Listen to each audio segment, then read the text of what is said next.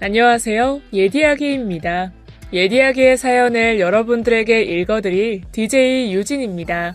구독과 좋아요는 채널 운영에 큰 힘이 됩니다. 꼭 부탁드리며 저는 여러분들의 댓글도 모두 읽고 있습니다. 댓글도 많은 참여 부탁드릴게요. 그럼 오늘의 사연 시작합니다. 안녕하세요. 저는 서울에 사는 38세 여성입니다. 최근에 제가 겪었던 드라마 같은 일화 때문에 사연을 보내게 되었습니다.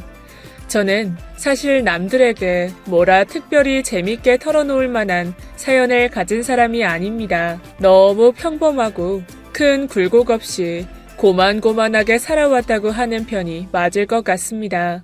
전 외모도 평범하고 성격도 유순한 편이에요. 지금 결혼한 남편과는 지인의 소개로 자연스럽게 만났고 2년 정도의 연애 끝에 결혼하게 되었습니다.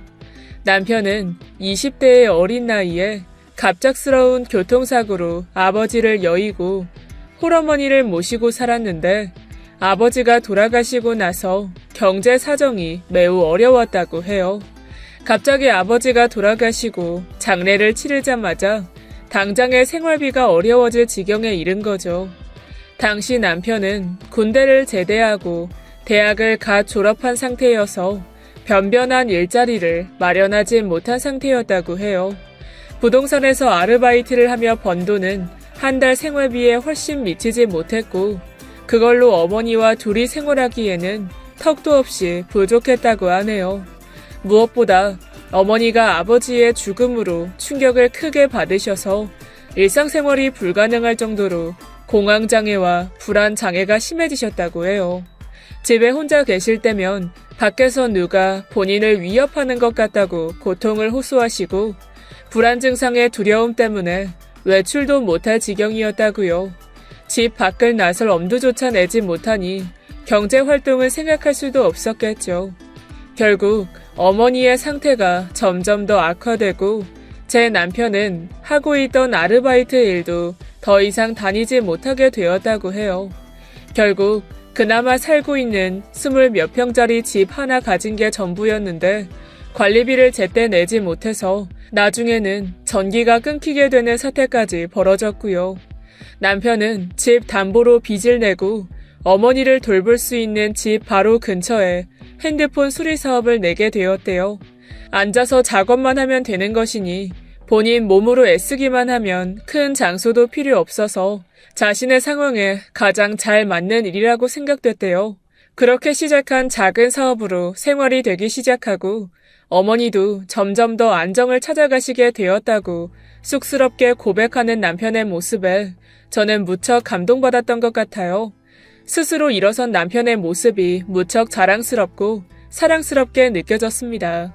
이 남자라면 내 인생을 맡겨보아도 되겠다 결심이 섰죠. 그렇게 남편과 시작한 신혼생활은 제가 생각했던 딱 그대로였어요. 넘치지도 모자라지도 않는 그런 생활이었죠. 적당히 아끼며 적당히 소비하고 저녁이면 바퀴벌레 한 쌍처럼 붙어서 영화도 보고요. 행복한 신혼생활을 보내고 너무 늦지 않게 예쁜 아이까지 생겼어요. 딸이 태어나던 날 남편이 얼마나 울었는지 몰라요. 가정이 무너질 뻔한 힘든 과거가 있던 사람이라서 그런지 지금 자기가 이루고 있는 것들이 너무도 소중하게 느껴진다고 하더라고요. 그래요. 저는 무척 행복했어요. 저런 말을 들으면서 세상에 어떤 여자가 행복하지 않을 수 있겠어요? 시간이 흐르고 아이가 유치원에 갈 나이가 되었을 때 저희 부부는 처음으로 저희 집을 마련했습니다. 혼자 계신 어머니가 살고 계신 아파트 바로 옆동이었죠. 아이가 태어나고 나서 좋은 학군, 좋은 새 아파트, 저도 왜 욕심이 없었겠어요. 하지만 남편의 마음 한구석에 홀어머니가 늘 근심거리였다는 걸 알고 있는 저였기에 주저없이 그곳으로 마련하자 배려했어요.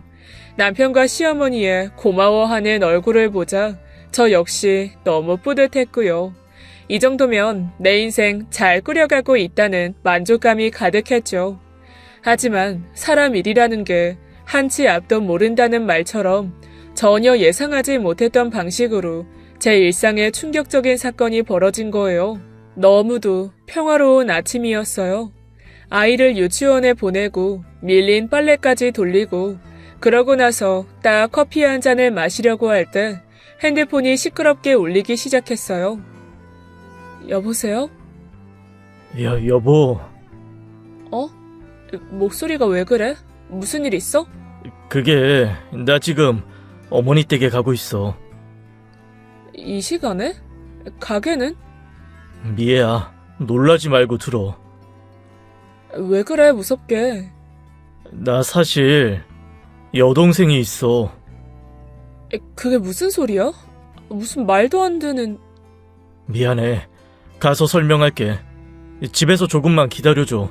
어머니께 들렸다가 바로 갈게. 여보! 일단 끊을게. 여보! 전 황당하게 끊어진 핸드폰만 내려다보고 있었어요. 시댁에 당장에 달려가 볼까도 했지만 일단 기다려달라는 남편의 부탁이 귓전에 맴돌아서 발만 동동 구르고 있었죠. 금방 온다던 남편은 저녁때가 다 되어서야 돌아왔습니다. 그리고 남편의 입에서 흘러나오는 이야기는 정말 믿기가 힘들었어요. 오전에 잠깐 이야기한 대로 남편에게는 사실 오래전 연을 끊고 살았던 여동생이 있었다는 거예요. 시아버지가 돌아가시고 나서 가정 형편이 많이 어려웠을 때 남편의 여동생, 제 시누이는 대형 항공사의 승무원이었다고 해요. 당시 제대로 돈을 버는 사람은 시누이가 집안에서 유일하기도 했고 승무원의 월급이 낮지 않았기 때문에 남편과 시어머니에게는 시누이가 동아줄 같았다고 합니다. 하지만 시누이는 이기적이게도 그런 상황을 버티기 힘들었던 것 같았대요. 한창 꾸미고 싶기도 하고 싶은 것도 많았던 시누이는 구질구질한 집에서 벗어나고 싶다면서 뒤도 돌아보지 않고 남편과 시어머니를 놔둔 채 집을 나가버렸다고 해요. 다시는 자기를 찾지 말라는 말과 함께요. 어린 나이이기도 했고 당시 가족의 상황이 버티기 힘들었을 거라는 것도 알지만 남편은 그런 동생을 도저히 용서할 수도 이해할 수도 없었대요. 그래서 그날 이후 동생은 없다고 생각하고 살아왔다는 거예요. 그래서 제게도 이야기하지 않았고 심지어 결혼식에도 부르지 않았었다고요. 그런데 오늘 아침 그 시누이가 갑자기 어머니 댁으로 쳐들어왔다는 거예요. 홀몸도 아니고 우리 딸보다 2살 많은 아들까지 데리고서요. 그게 말이 돼? 이게? 미안해. 미안하다니. 이게 지금 미안하다고 될 일이야? 그 여자, 아니, 당신 동생은 그럼 남편은? 결혼은 한 거야? 그렇게 집을 나가고 어린 나이에 음식점 매니저랑 결혼을 했었나 봐. 그런데 왜 이제 와서 어머니를 찾아온 건데? 그게 대답해. 남편이랑 이혼을 한 모양이야. 오랜 기간 부부 사이가 좋지 않기도 했고 사는 게 막막해져서 갈 곳이 없다고 하는데 살고 있던 집에서도 쫓겨난 것 같고 이게 무슨... 말도 안 돼. 미애야, 미안해. 나도 동생과 이렇게 재회하게 될 줄은 꿈에도 몰랐어. 저는 그 자리에 주저앉아 멍하게 있었어요. 무슨 말을 듣는 건지 판단이 잘 서지 않고 정신이 좀 없었죠. 그런 저를 남편이 일으키고 물 한 모금을 가져다 준 후에야 남편에게 물었어요. 그래서 그분이 원하는 게 뭔데? 어머님 댁에서 살 건가 봐. 아들이랑? 당장에 벌이도 없고 나이도 많고 경력 공백이 있어서 승무원으로 복직도 힘든 상태인 듯해. 어머니 생활비 온전히 우리가 챙겨드리고 있잖아. 당신 동생의 여동생까지 거기다 아들도 있다며 어떻게 생활을 하겠다는 건데? 안 그래도 이야기를 조금 하다 온 건데 걔도 살아갈 대책이 없어. 일단 밀고 들어온 거더라. 자기 여기 아니면 갈 곳도 없다고 죽겠다고 난리를 치는데. 난 몰라. 모르겠어. 저는 화가 치밀어 오르고 결혼 후 처음으로 남편이 미워졌어요. 어떻게 이런 가정사를 저에게 이야기하지 않았던 건지 도저히 납득이 되질 않았거든요. 하지만 어찌하겠어요. 이제서 사기 결혼이라고 아이까지 있는 마당에 결혼을 모를 수도 없고 말이에요. 화가 나는 마음도 물론 있었지만 눈물을 흘리며 사정하는 남편을 보니 안쓰러운 마음이 커지더라고요. 아버지가 돌아가시고 힘들게 일어섰다는 것을 알기 때문에 동생에게 느꼈을 배신감이 큰 상처였었겠다는 생각이 들었어요. 힘없이 앉아있는 남편이 안쓰럽고 처량해 보였습니다. 저는 남편에게 일단 가서 함께 이야기해보자고 했어요. 새로 생긴 시누이가 어떤 사람인지 나도 봐야 하지 않겠냐고요. 다음 날 아침 저희 부부는 아이를 데리고 시어머니 댁으로 갔어요. 무슨 말을 어떻게 해야 할지 머릿속이 복잡하고 가슴이 두근거렸어요.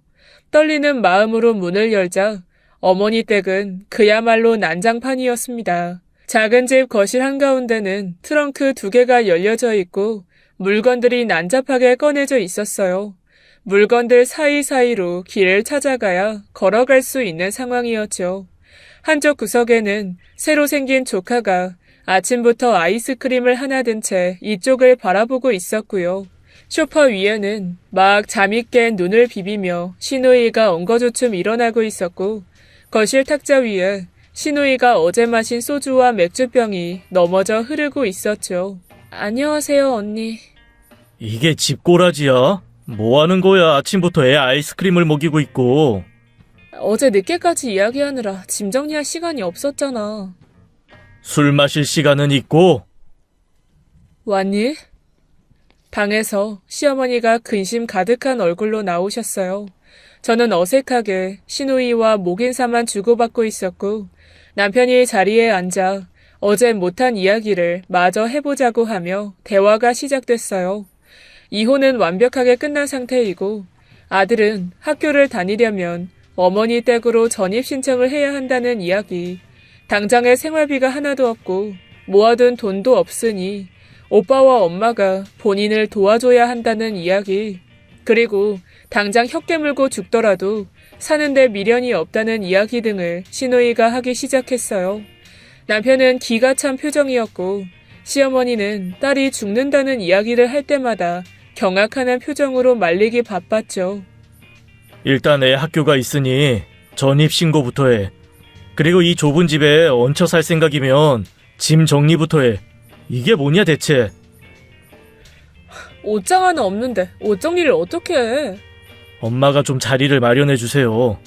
당분간은 방이 없으니까 네가 소파에서 자고 애는 엄마랑 자면 될 것 같고. 그리고 일을 알아봐. 네 생활비까지 대줄 여력 솔직히 없어.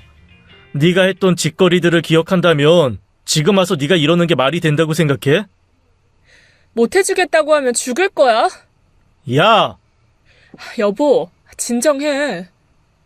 저는 흥분한 남편을 진정시키고 집으로 돌아왔어요. 시어머니께서는 연신 미안하다며 울고 전화를 걸어 오셨어요. 근데 사람이라는 게 너무 큰일을 겪게 되면 차분해진다는 말이 맞는 것 같더라고요. 제 머릿속에는 어떻게든 이 일을 잘 해결해 나가야겠다는 이성적인 생각뿐이었어요. 돌이킬 수 없는 이상 방법이 없잖아요. 그날 이후로 갑자기 나타난 시누이와 조카와의 동거 아닌 이웃동거 생활이 시작되었습니다. 시누이는 시간이 조금 지나자 어딜 가는지 일은 하는 건지 진한 화장을 하고 집을 나섰다가 밤이 되어서야 돌아왔어요. 워낙에 제 남편과의 관계가 좋지 않아서인지 대화가 통 없어서 어디서 누굴 만나는지 뭘 하고 다니는 건지 알 수가 없었죠. 문제는 집에 남겨진 조카였어요. 나이가 많으신 시어머니가 아이를 신나게 놀아주고 돌보아 줄 수도 없는 거고 심심해진 조카 녀석은 학교를 다녀온 후에 출근하듯 저희 집으로 오기 시작했죠. 조카는 가정교육이 제대로 이루어지지 않은 아이라는 말이 딱 맞았어요. 인사나 식사 예절이나 뭐 하나 가르쳐 놓은 게 없는 것 같았어요. 새로 산 우리 아이의 장난감을 함부로 가지고 놀다가 망가뜨리는 건 일도 아니고요. 사이좋게 놀았으면 속상하지라도 않을 텐데 이따 보면 꼭 우리 아이를 울리고 마는 거예요. 놀리고 약 올리고 뺏고 조용하던 우리 집에 아이 울음소리, 짜증소리가 퍼지기 시작했어요.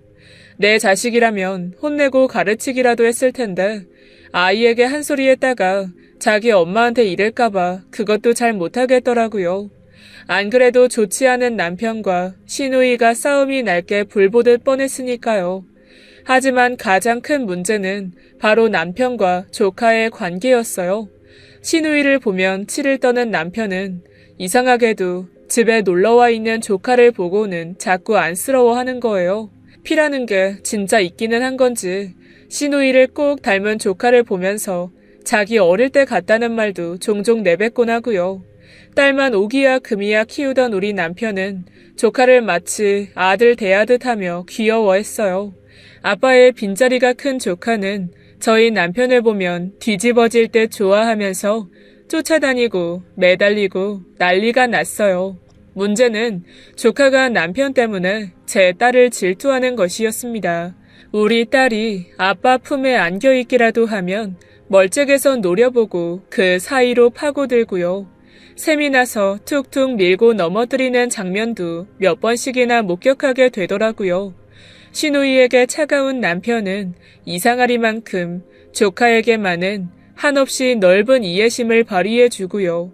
뿐만이 아니에요. 그 전까지는 주말이면 우리 가족은 여느 다른 가족들처럼 셋이서 자주 놀러 다니곤 했었어요. 계곡이든 공원이든 놀이동산이든 말이에요. 하지만 어느 순간부터 너무 자연스럽게 조카를 항상 동행하게 되었습니다. 솔직히 말이 쉽지 한두 번도 아니고 매주 매 때마다 이런 일이 반복된다고 생각해보세요. 아이가 둘이다 보니 정신적인 부분도 체력도 2배가 드는 건 당연하고요. 들어가는 입장료, 식비 등등 경제적인 부분도 우리가 감당해야 할 몫이었어요. 시누이는 너무도 자연스럽게 늘 함께하지 않았고요. 두 아이를 데리고 다니는 시간이 너무도 화가 나고 참을 수 없을 만큼 짜증이 치솟았어요. 그때부터 평생 싸움 한 번 없던 우리 부부가 언성이 높아지기 시작한 거예요. 언제까지 이렇게 함께 다녀야 돼? 한두 번도 아니고.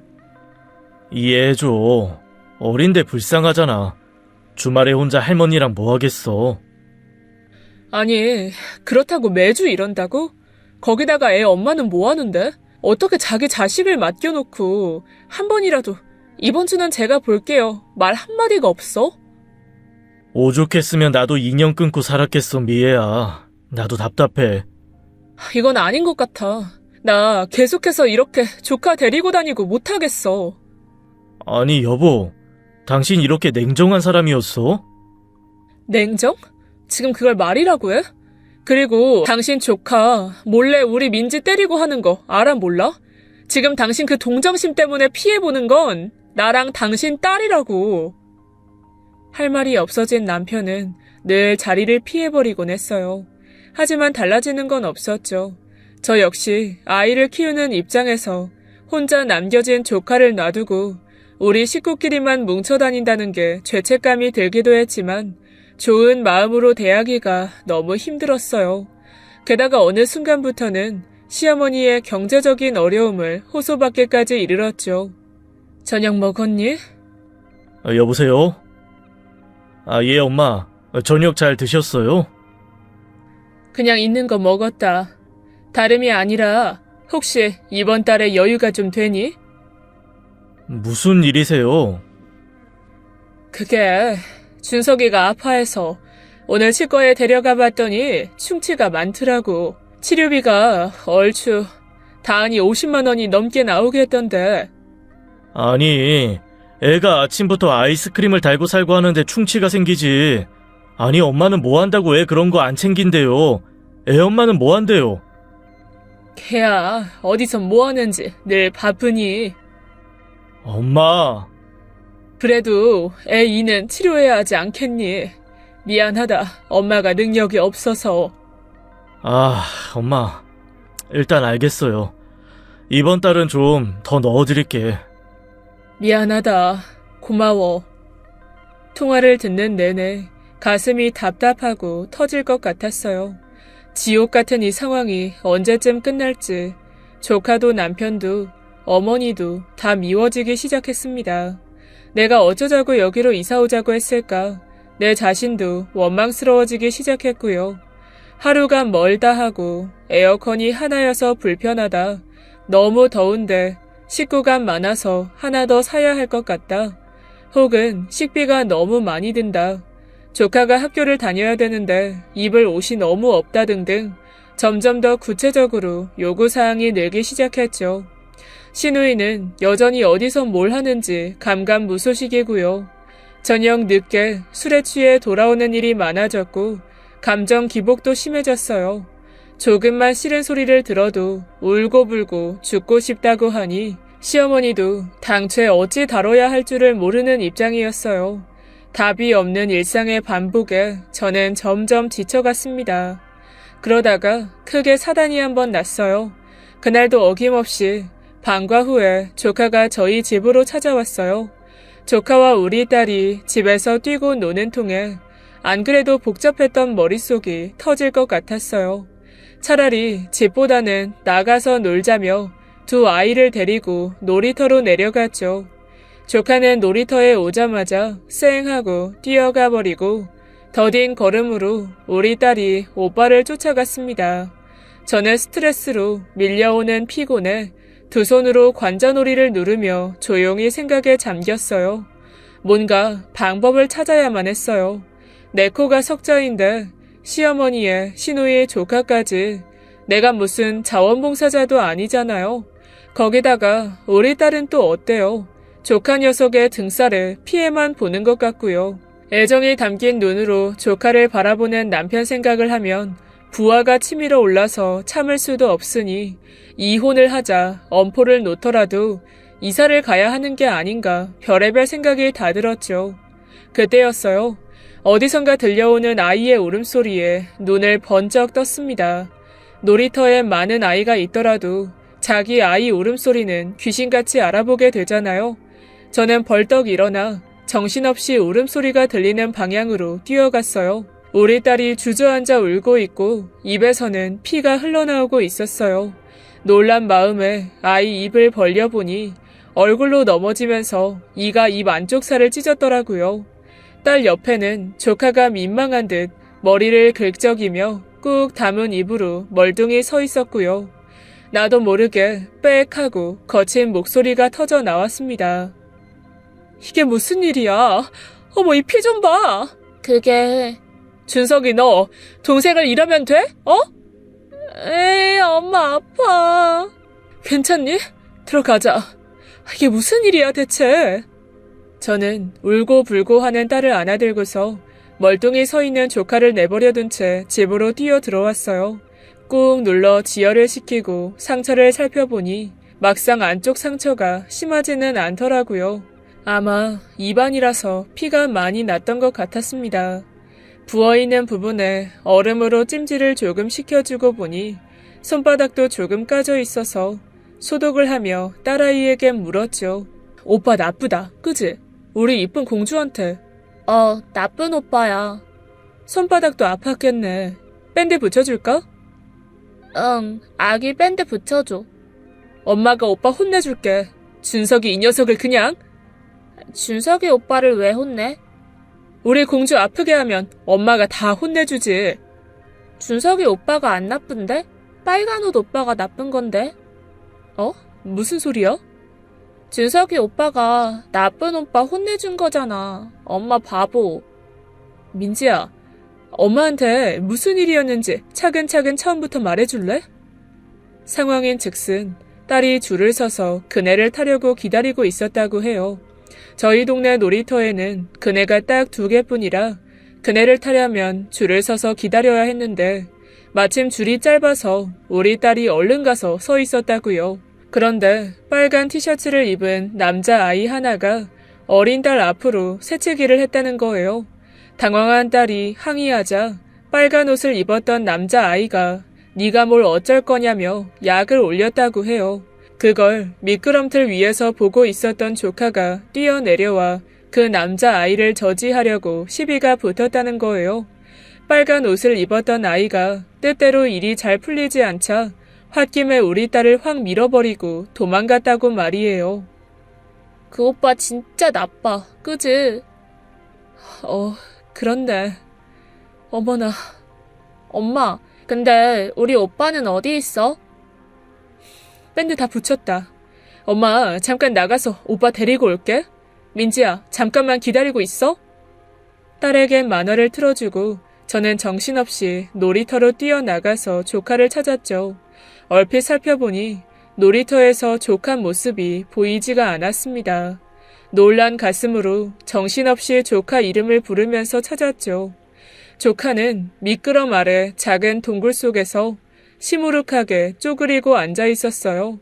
아무 말도 하지 않고 물끄러미 저를 쳐다보는 조카의 옷에는 딸이 흘렸던 것으로 보이는 피가 묻어 있었어요. 아마 닦아주려고 했던 것 같았죠. 전 놀란 가슴을 쓸어내리며 가만히 조카가 들어가 있는 동굴 옆에 함께 쪼그려 앉았어요. 거기에선 뭐해? 외숙모가 찾았네. 그냥 가요. 있잖아. 외숙모는 엄청 바보 같아. 오늘 준석이한테 사과하고 싶어. 흥. 준석아, 외숙모가 미안해. 외숙모는 준석이가 먼저 지켜주려고 한 것도 모르고 바보같이 오해하고 그래서. 준석이 속상했지? 아니요. 그리고 고마워. 준석이가 민지 지켜줘서 민지가 너무 고마워하더라. 외숙모도 너무 고마워? 외숙모는 나 싫어하잖아요. 조카 입에서 나오는 소리를 듣자 가슴이 쿵 무너지는 것 같았어요. 사실 저는 어린 게 뭘 알겠어? 라는 심정으로 어린 조카의 감정 따위는 헤아려 보지 않았던 것이 사실이었는데 이 작은 꼬마는 사실 모든 걸 알고 있었던 거예요. 어리다고 아무것도 모르는 게 아닌데 말이에요. 저는 밀려오는 부끄러움과 미안함에 머리가 멍해졌어요. 준서가 아까도 이야기했잖아. 외숙모도 사실 부족한 어른이야. 어쩌면 준석이를 처음 보기도 하고 아직 준석이를 잘 몰라서 외숙모가 실수했던 것 같아. 오해도 하고. 근데 이젠 진짜 이야기하고 싶어. 외숙모 사과 받아줄래? 그리고 이제는 외숙모도 준석이랑 좀 친해지고 싶다. 그만 미안하다고 해도 돼요. 일단 옷부터 갈아입자. 외숙모랑 올라가자. 저는 조카의 손을 잡고 시어머니 댁으로 향했어요. 가는 내내 마음이 미어지는 것 같았습니다. 이 작은 조카도 사실 너무 어린 아이일 뿐인데 말이에요. 어쩌면 나는 이 작은 아이에게 화풀이를 하고 싶었던 것인지도 몰라요. 제 자신이 한없이 작고 부끄럽게 느껴졌습니다. 전 집에 도착하자마자 조카가 새로 갈아입을 티셔츠를 찾았지만 정리가 제대로 되지 않은 집에서 마땅히 보이는 게 없었죠.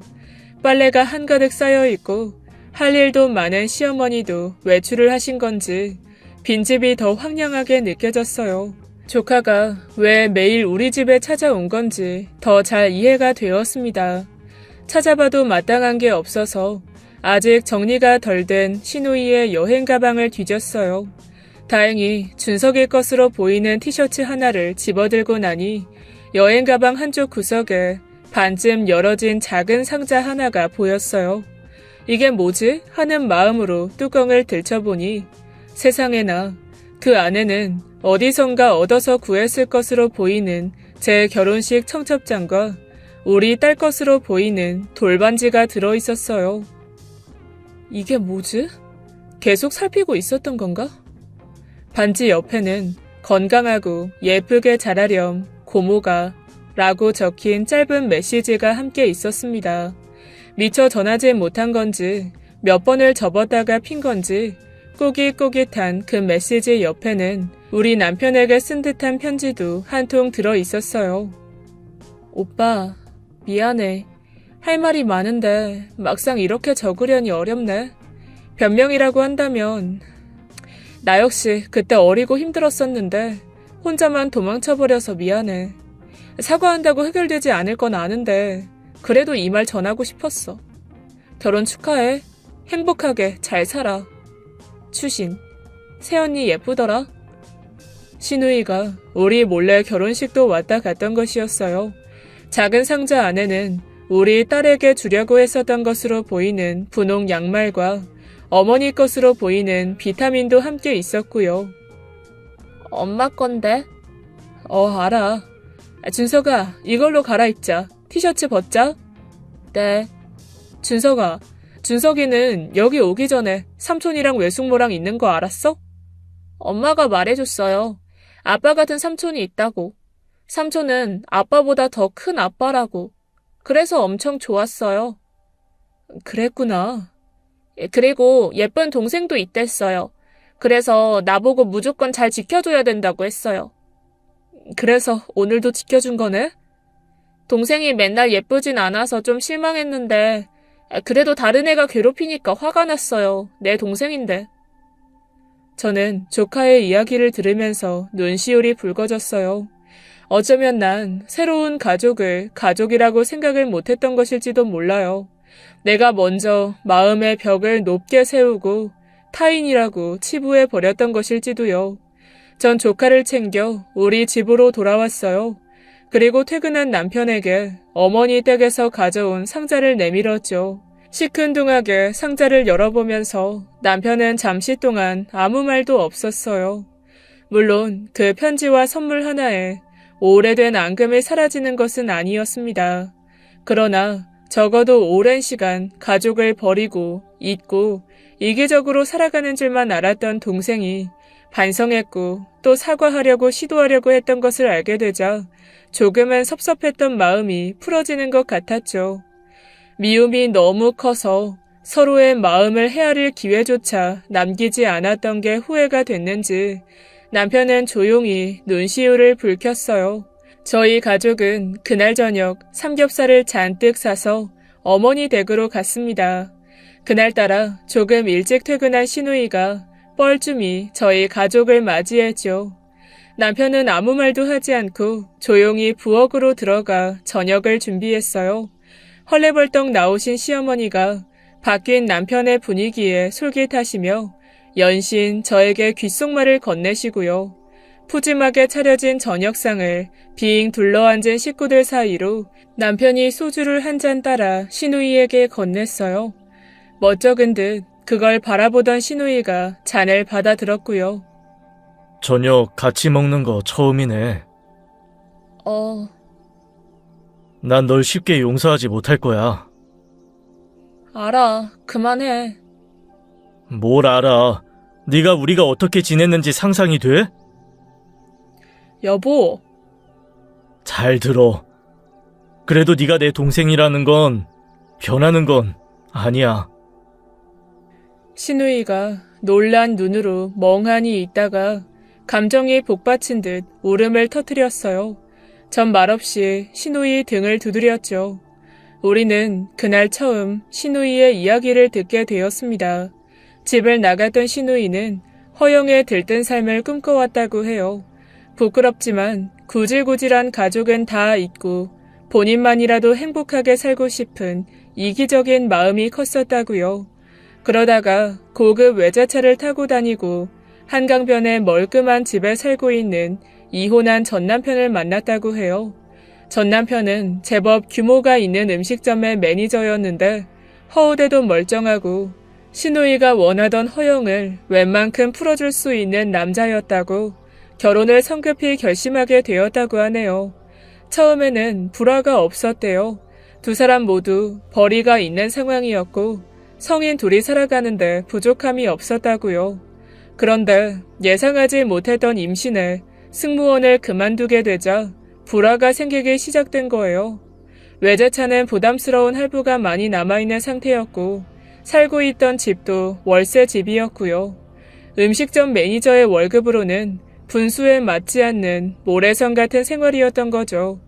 생활비가 부족하게 되자 부부싸움이 잦아지고 시누이의 전남편은 무책임하게도 집에 들어오지 않는 날이 더 많아졌다고 해요. 당연히 생활비도 주지 않았고요. 아이를 키우려니 모아둔 돈도 전부 써버리고 월세 보증금까지 바닥이 나버리고 생활이 막막해져 왔대요. 엎친 데 덮친 격으로 전 남편은 일하던 음식점에서 관리하던 주류를 뒤로 몰래 판매하다 걸려서 사기죄로 고소당하게 되었고 감옥에 갔고요. 이혼 후에 삶이 지치고 싫어져서 아이와 죽을 결심까지 해봤지만 그마저도 용기가 없어서 해보진 못했고 죽을 용기로 가족을 찾아보자는 마음에 시어머니 댁에 찾아왔던 거더라고요. 힘든 와중에도 태어났다는 조카 돌반지 하나는 해주고 싶었어. 차마 전해주진 못했지만 미안해. 용서해줘 오빠, 엄마. 바보 같은 기집애. 미안해 진짜로. 남편도 시누이도 눈물이 터졌어요. 그걸 바라보던 저와 시어머니도 마찬가지였고요. 그날 저녁 우리 식구들은 처음으로 서로에게 쌓았던 벽을 조금 허물었어요. 물론 모든 아픔이 씻은 듯 다 사라지려면 시간이 걸릴 테지만 그래도 불가능한 일은 아니잖아요. 우린 가족이니까요. 외출이 잦던 시누이는 골프장 캐디로 취직했던 것이었어요. 처음에는 일이 힘들고 배울 게 많아서 혼도 많이 나고 실수도 많았었는데 본래 승무원이기도 했었고 서비스직에 종사하던 가닥이 있어서인지 금세 적응을 잘했다고 해요. 지금은 우수 캐디 명단에도 올라가고 손님들 반응도 좋아서 보람도 느끼고 벌이도 나쁘지 않게 생활을 꾸려가고 있고요. 저 역시 조카를 남이 아닌 내 가족처럼 키우기로 마음을 먹고 나서는 혼도 내고 칭찬도 하고 내 아이를 바라보는 시선처럼 조카를 바라보려고 노력했어요. 똑똑한 녀석이라 그런지 예의범절도 금방 익히고 학교 생활도 잘하고요. 사람이 마음먹은 대로 보인다는 말처럼 처음에는 믿기만 했던 조카가 이제는 진짜 제 조카처럼 느껴지더라고요. 제 딸과 조카가 다툴 때도 예전에는 그저 모든 게 조카 탓으로만 여겨졌는데 이제는 그저 애들이 놀다 싸우려니 하고 중재하고 넘어가게 됩니다. 사이좋게 두 아이가 노는 모습을 보면 마음이 따뜻해져서 참 잘됐다 뿌듯하기도 하네요. 혼자여서 외로웠던 우리 딸아이가 오빠 오빠 하고 조카를 따르는 모습을 보면 고마운 마음도 들고 든든해지기도 하고요. 얼마 전에는 조카가 학교길에 꺾은 민들레 하나를 저에게 선물로 준 일도 있었는데 마치 아들 하나 생긴 것처럼 가슴이 뭉클해지기도 했어요. 저 역시 어딜 가서 뭘 먹거나 살 때 딸뿐만이 아니라 너무 자연스럽게 조카 생각도 함께 나네요. 우리 준석이가 이걸 잘 먹지, 이거 입으면 편하겠다 하곤 말이죠. 우리 가족은 아직도 여전히 노력 중이에요. 떨어져 있었던 시간이 길었던 만큼 또 미움도 컸던 만큼 서로가 더 많이 애쓰고 이해하려고 하고 있어요. 그러나 이제는 함께 식사하면서 웃을 수도 있고 서로의 안부도 진심으로 챙길 수 있어서 기쁩니다. 점점 더 막역해질 것을 서로 알고 있으니까요. 이제는 자신 있게 이야기할 수 있어요. 새로운 가족이 생기기 전에도 행복했지만 새로운 가족이 생긴 이후에는 전보다 더 행복합니다. 아픔을 이겨내고 진짜 행복을 향해 열심히 걸어가고 있는 우리 가족을 응원해주세요. 이야기 들어주셔서 감사합니다. 지금까지 예디야기였습니다. 끝까지 함께 해주신 여러분 진심으로 감사드리며 전 내일 이 시간 다시 돌아올게요. 감사합니다.